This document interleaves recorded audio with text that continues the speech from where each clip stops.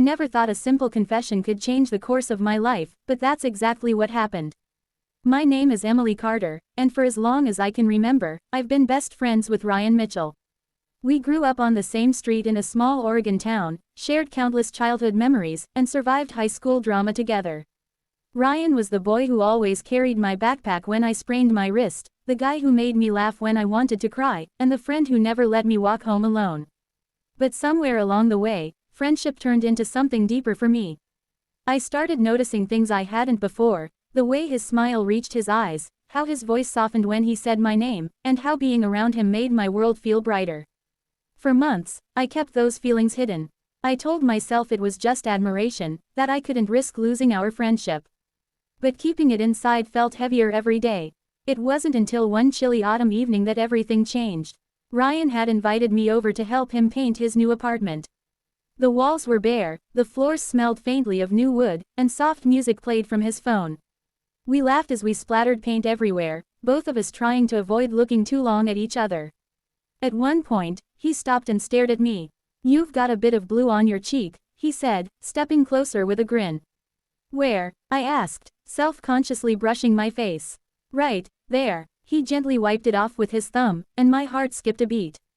That one small touch felt electric. The moment lingered too long to be casual, and he looked away quickly, clearing his throat. That's when I realized, I couldn't keep pretending anymore. Later that night, when the walls were finally painted and we sat on the floor eating pizza straight from the box, I blurted it out. "Ryan, I like you. More than just a friend." The room fell silent except for the soft hum of the music. His eyes widened, and for a second, I couldn't read him. Fear gripped me. What if I'd just ruined everything? He didn't speak right away. He just looked down at his hands and sighed. "Emily, I don't know what to say." I forced a smile, trying to sound casual. "You don't have to say anything. I just needed to tell you." He nodded slowly. This is a lot. You mean so much to me. I just don't want to lose what we have." I nodded, my heart sinking. "Yeah, I get it." I left his apartment that night feeling both proud and heartbroken. I had finally said what I felt, but it seemed that maybe I shouldn't have.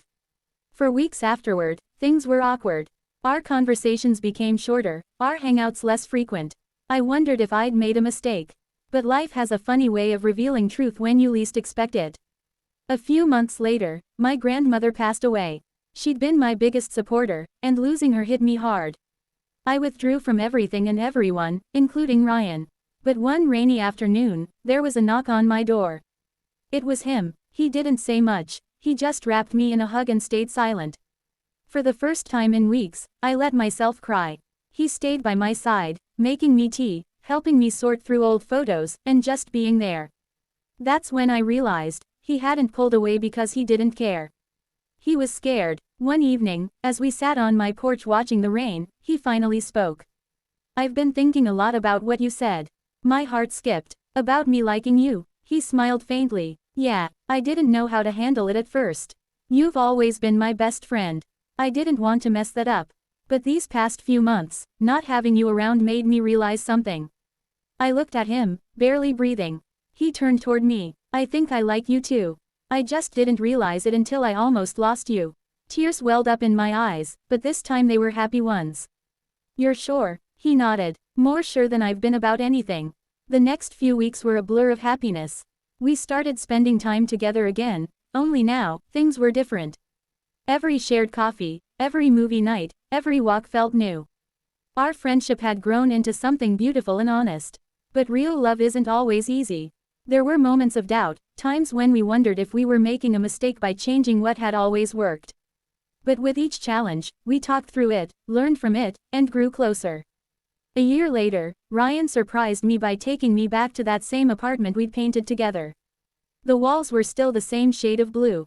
He smiled nervously and said, "You remember when you told me how you felt here?" Of course, I laughed. How could I forget? He took my hand. That moment changed everything for me. Because even though I was scared, your honesty made me realize what I'd been feeling all along. Then, in the most unexpected moment, he got down on one knee. "Emily Carter, you've been my best friend, my greatest adventure, and the person who showed me what real love looks like. Will you marry me?" My eyes filled with tears. "Yes, Ryan, 1,000 times yes." As we stood there, surrounded by the echoes of our past and the promise of our future, I realized something simple yet powerful. Sometimes the bravest thing you can do is speak your truth. Because when you do, life has a way of rewarding honesty with something extraordinary. And that's how my confession didn't end things, it began everything.